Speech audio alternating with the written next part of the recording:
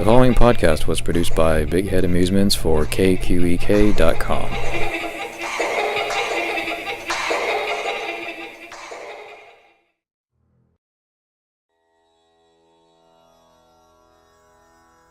At the 2012 Academy Awards, Canadian composer Mychael Danna was awarded the Best Original Score for his stellar music for Ang Lee's Life of Pi.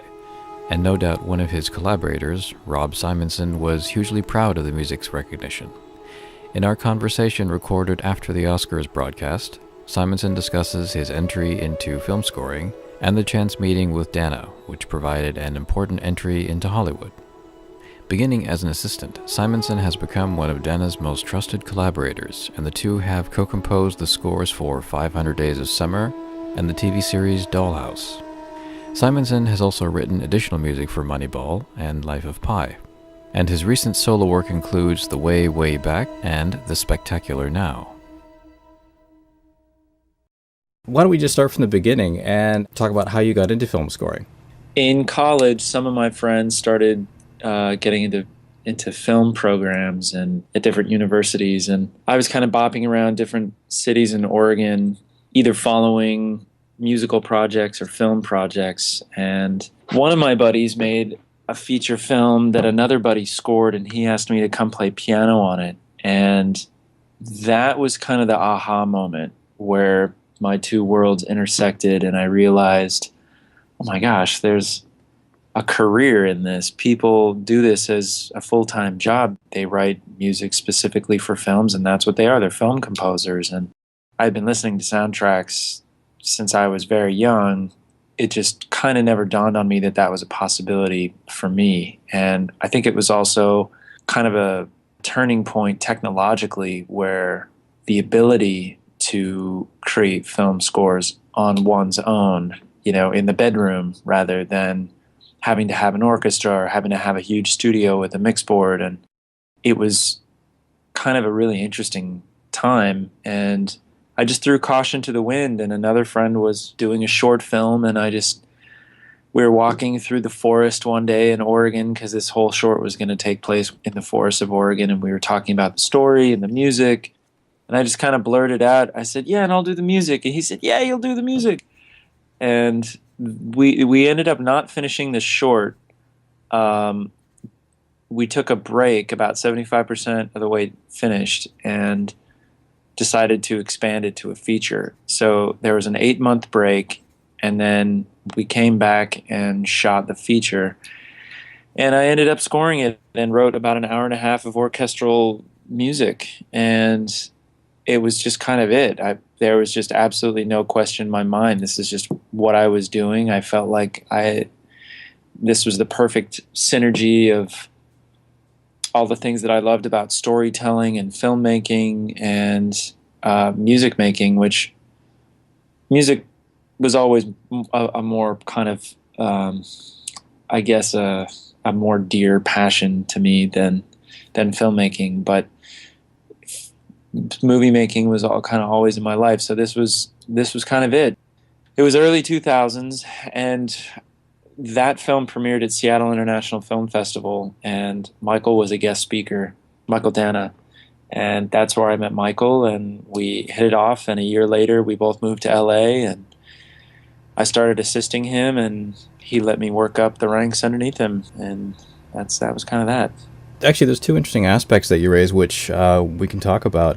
One of them deals with the technology, and you mentioned that your first score basically was an orchestral score, which I guess from a technological standpoint, did you find at the time that because there was so much software and so much hardware that could emulate pretty closely orchestras compared to, say, 20 years ago, that it's easy to kind of rely on the technology instead of going through, I guess, maybe the harder labor of learning the theory and being better versed in performances as well, and what an actual performer can do versus sound samples? Yeah, I mean that's a whole interesting conversation in and of itself. Even to this day, we talk about, myself and Mychael and other film composers, the limitations of samples and how that can sometimes dictate what the writing is. If you're writing something down on a piece of paper, and you know that you're writing something that is possible on an instrument, and it's just going to sound unlike anything that a sample library can do. You're putting yourself in a different position than when you have to sonically mock up what's going to be done. And it's kind of a double-edged sword, I think, the ability to mock things up, because the inherent limitations can sometimes dictate what you're doing. And even from an inspirational level, we're up against the clock. We don't have a lot of time, and we have to present a very fully formed idea about what the music is going to be. And I think that can be a real limitation that we struggle with even today. On Life of Pi, there were some orchestral effect things that we just didn't have samples for, and we end up having to do very crude, sampled, synthesized things, and then a lot of explaining to kind of get across what it will be.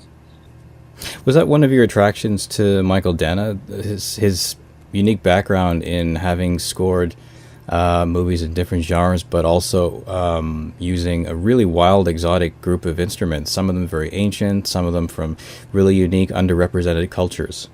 Definitely.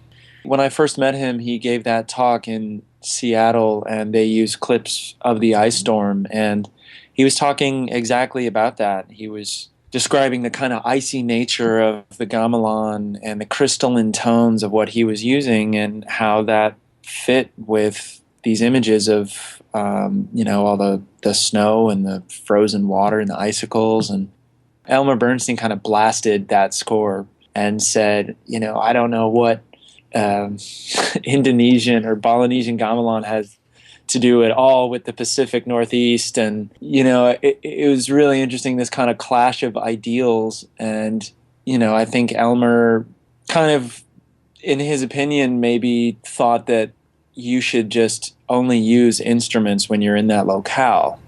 Yeah, it's a really interesting observation regarding Elmer Bernstein and his generation. I mean, he is definitely one of my favorite composers, but I guess for some of them, that must have been one of the difficult things that they had to sort of adapt to, if not just recognize that there's a certain fearlessness that kind of evolved over the last maybe 20, 30 years, perhaps starting from just experimental composers and musicians entering into film and just doing a handful of scores to some of the experimental stuff that was done on synthesizers. And just the idea that you can pretty much do anything, but like you mentioned, there's some very careful thought that has to go into what sounds you're using and how they're going to have a relationship with an orchestra, for example.